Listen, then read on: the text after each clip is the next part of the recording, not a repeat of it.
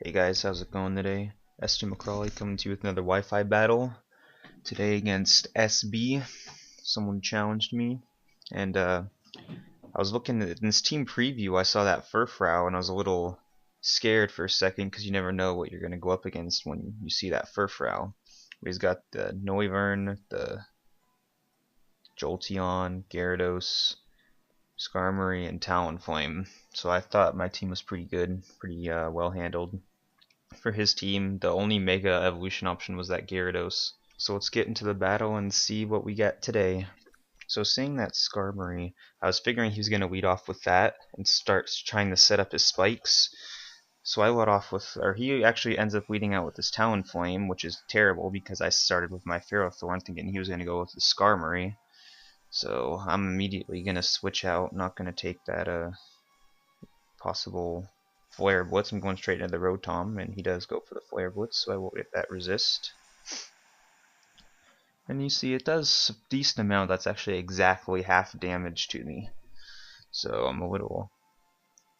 He's got the Life Orb. He reveals you got the Life Orb, so I figure it's more of an offensive set. But he's withdrawing. He's going straight into the Jolteon, predicting the Electric type move. Pretty good prediction on his part as I go for the Volt Switch, and he's just going to go for the Volt Absorb. So since I'm Scarfed, I'm going to have to switch out. I'm going back into my Ferrothorn, predicting an Electric type move from him. And he goes for the Shadow Ball, which is a good prediction on his part, predicting my switch. Does decent damage to my Ferrothorn. Does 65, 55, I believe. I get a little bit back with my leftovers. But he's switching back out into his Talonflame, which is what I predicted.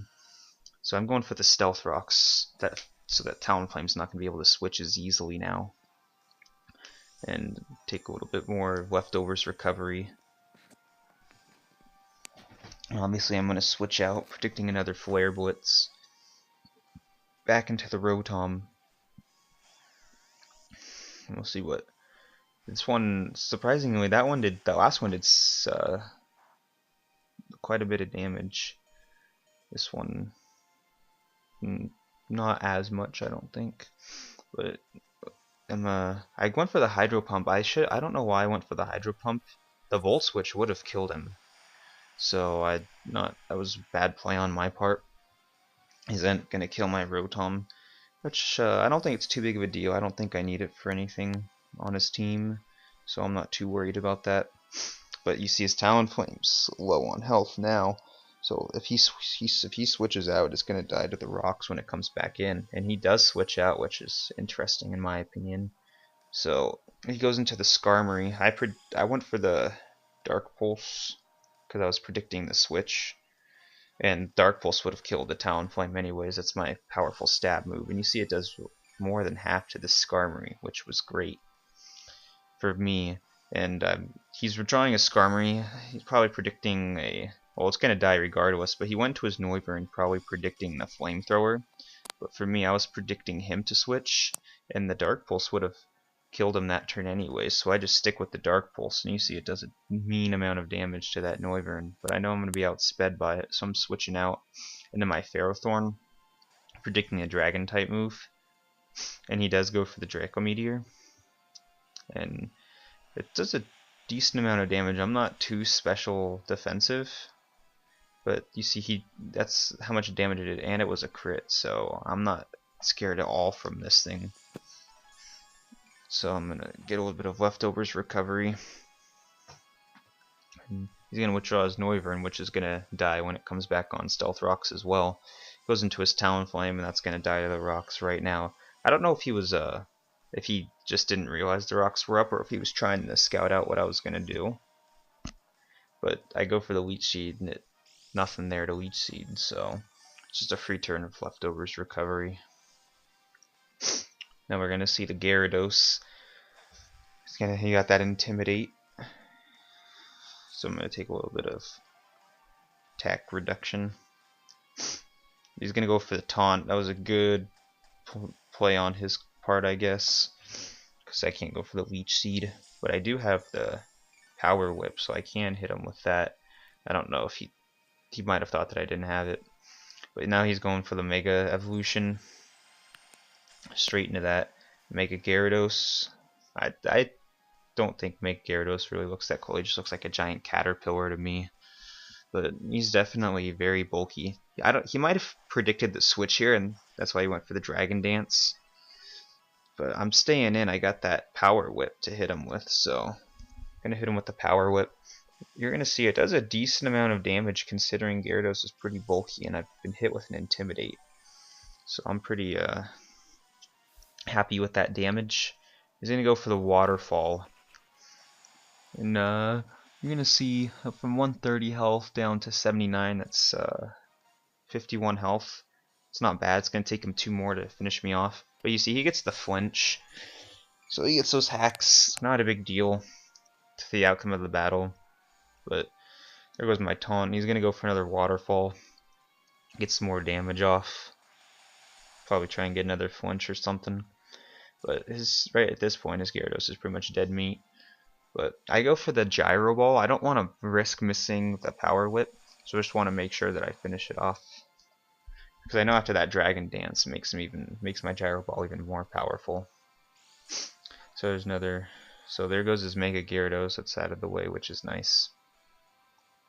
So he's gonna go out into his Jolteon now. Doesn't have too much left at this point. His Skarmory, it's almost gone, and his Noivern's gonna die when it comes back in on the rocks. But he goes for the Thunderbolt. I barely survive. I go for the Leech Seed. It's not much my Ferrothorn can do. So I figure I didn't know how much Thunderbolt would do. I guess Shadow Ball probably would have been the better choice for neutral damage. Would have probably finished me off, but I figured I might have been able to stall him out with the Leech Seed. But I don't get back quite enough. As you see, I'm at lower health than I was. So he's going to finish me off here with the Thunderbolt, which is fine. Ferrothorn did his job. Don't really need him for any of his remaining Pokemon. But I'm going to go into my Hydreigon for the revenge kill. And if you guys have seen my other videos, you know this is a very special Hydreigon. Go in and resist the Shadow Ball and the Thunderbolt, but I got the Pokebank egg move, I should say. Earth Power. If you guys want an Earth Power Dino, let me know. I still got quite a few with decent IVs. Now he goes into his Furfrou. This is where I get a little scared. Don't know quite what I'm up against, so I'm going straight for the Draco Meteor for maximum damage. I know he's got that Fur Coat. Is that what his ability is? That's for defensive attacks, but special defense, I don't know. Probably got high special defense, nature, and EVs and stuff. But he goes for the Toxic. He's almost dead as well, so I know I outspeed him, so I'm not too concerned. I go for the Dark Pulse just to finish him off. And there goes the Furfrou. Nothing too much to worry about, so just never know when you see a random Pokemon like that with a decent ability or a wild card ability. You never know what you're going to be up against. He comes back into his Skarmory. I know I outspeed it. Go straight for the Flamethrower. Get that super effective damage. And there goes his Skarmory, and all he's got left now is his Noivern. And that's just going to instantly die from the Stealth Rock's damage. So that's his last Pokemon right there. So let me know what you guys think of the battle. If you got any comments for me or my team, or if you want to challenge me, or you're interested in that Dino with the Earth Power, let me know. And I'll see you guys next time.